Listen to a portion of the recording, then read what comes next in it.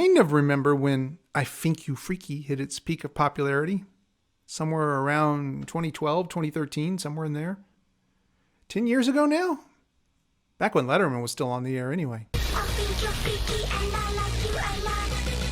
I do remember at the time picking up a definite vibe from Antwoord.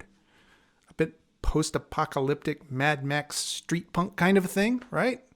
A noticeable lack of self-consciousness, comfortable in their own skin, and perhaps even happy when they find they've made you uncomfortable. I don't think I knew at the time that they were from South Africa.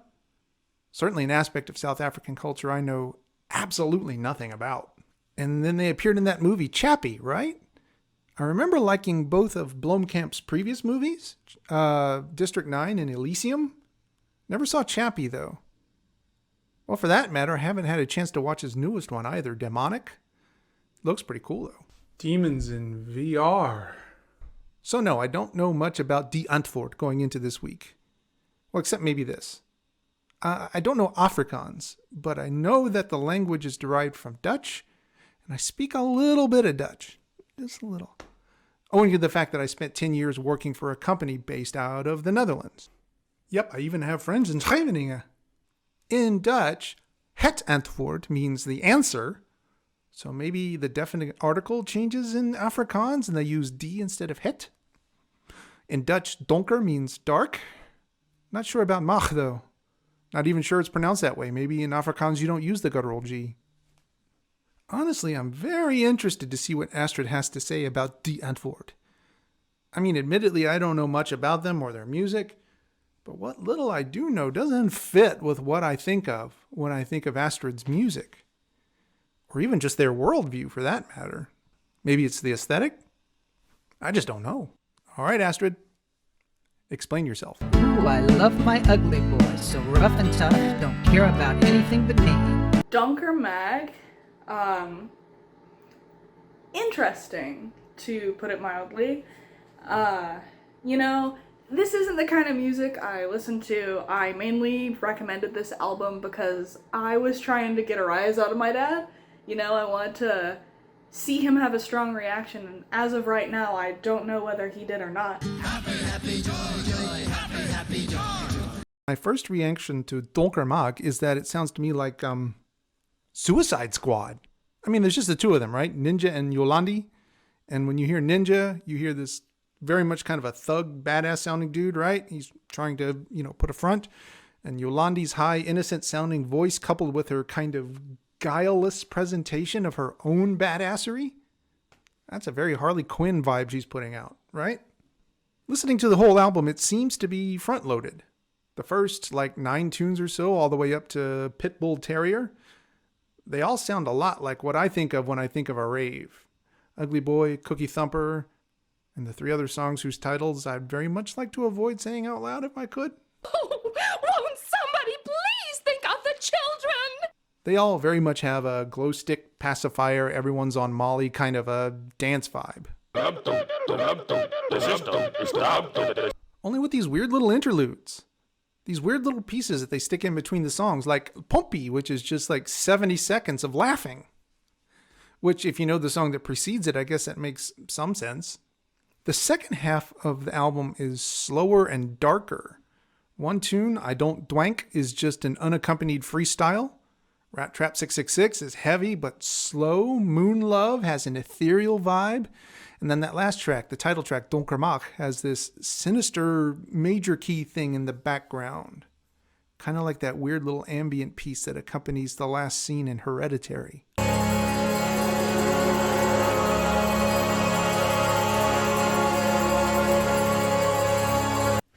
Oh boy, do I love that movie. So no, not a lot of dancing on side 2. Also, if you're squeamish at all concerning, well, let's just say adult content, just don't listen to this album. It'll just make you upset. You remember that whole porn rock phenomenon in the late 80s, which caused Susan Baker and Tipper Gore to found the PMRC and Frank Zappa and Dee Snider to testify and prevent record labeling and censorship? First thing I would like to do, because I know there is some foreign press involved here and they might not understand what the issue is about. One of the things the issue is about is the First Amendment to the Constitution. Quick side story, but I actually did some testifying of my own. I was living in Tallahassee at the time, and I organized a group of folks to speak at the Florida State Capitol while the Florida legislature was trying to pass their own record labeling and censoring bills. Anyway, do you remember what album served as the poster child for the whole porn rock thing? The album that was so oversaturated with moral turpitude that it had every senator's wives collectively clutching their pearls, 2 Live Crews as nasty as they want to be. Picked up the telephone, then dialed the 7 digits. Yo, this Marquise, baby. Well, it is my suspicion that if Donker Mag had been around then, we might never have known there was even such a band as 2 Live Crew. Yeah, it's that explicit. I wonder how Luther Campbell's doing these days. Last I heard, he was running for mayor of Miami on a platform of trying to improve working conditions for strippers. Anyway, since I'm not much for raves, and there's not much else musically going on in this album, I'm not sure if this is one I can get into. I'll give it a shot, though. One question, though. Since these guys are South African, does that mean this album counts as world music? God knows, I know my homegirl's precious. Life is crazy, I know, God bless us. Chill out, I got this. You've got nothing to worry about. There are some songs that are surprisingly really good. I think the main one for me is Cookie Thumper. Basically anyone starring Yolandi. Some of them are also kind of the worst things I've ever heard. I love you, you love me. Especially, Ninja kind of grosses me out. But in terms of genre, I appreciate how it's kind of 90s rap, hip-hop, combined with a lot of, EDM. Oh man, there's a lot to process here. A couple of things first. First of all, the fact that Die Antwoord has apparently been pretty soundly canceled in recent years, I'm going to set that aside. There's a lot of folks online saying a lot of pretty terrible things about Die Antwoord, and I have no knowledge of it, so the best thing is just leave it be. The other thing that is squarely not in my lane is South African Zef culture. It's something that's mentioned and referenced in just about everything associated with Die Antwoord, including the lyrics and the song titles. I've read Zef culture described as equal parts stylish and trashy, but I suspect that the nuance associated is pretty dependent upon a bigger understanding of South African culture in general. And the sum total of everything I know about South African culture, I got largely from Paul Simon and Hugh Masekela.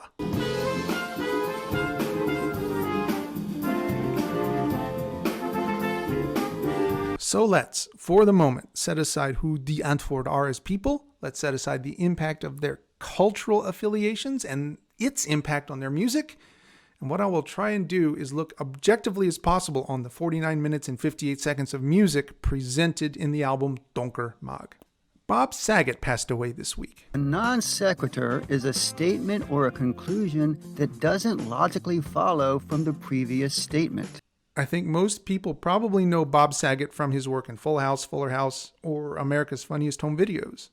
Little boys are always getting into trouble. Even when you take away the bike and the skateboard, they still manage to get themselves into a jam. But if you're a fan of stand-up comedy, you know there was another side to Bob Saget. It's the fact that he was one of the bluest, dirtiest, most transgressive stand-up comics of all time.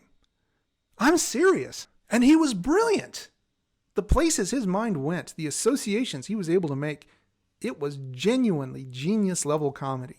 Entirely unfit for general consumption, but genius nonetheless. Look, go find the movie The Aristocrats if you don't believe me. Because I think I'm really a family kind of oriented guy, which brings me to this joke.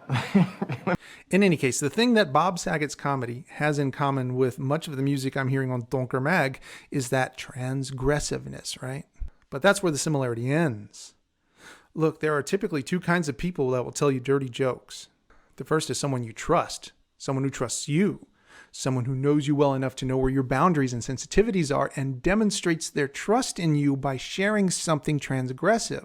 When that person tells you a dirty joke, it's a sign of trust, a sign that you are on the same page when it comes to what's acceptable, and you laugh. The second kind of person who might tell you a dirty joke is the annoying, loud, unself-aware bully, the kind of person that everyone hopes doesn't come to the office holiday party. When that person tells you a dirty joke, everyone cringes. And then the guy gets all upset about how no one has a sense of humor. Oh, come on. What has two thumbs and likes to bone your mom? This guy! Bob Saget was definitely the former. Antwoord feels to me like the latter. Yeah, I'm sorry.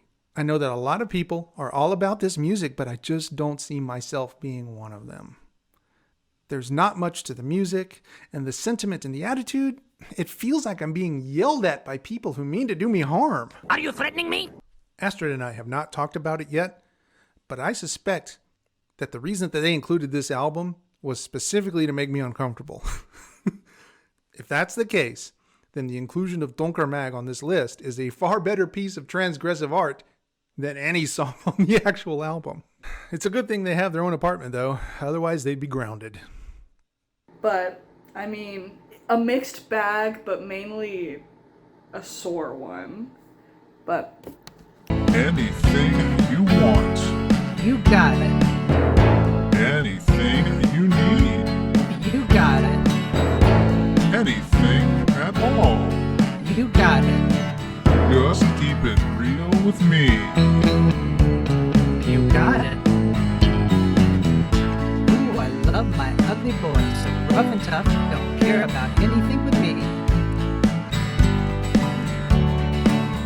Yes, I just love him, because he's so crazy about me.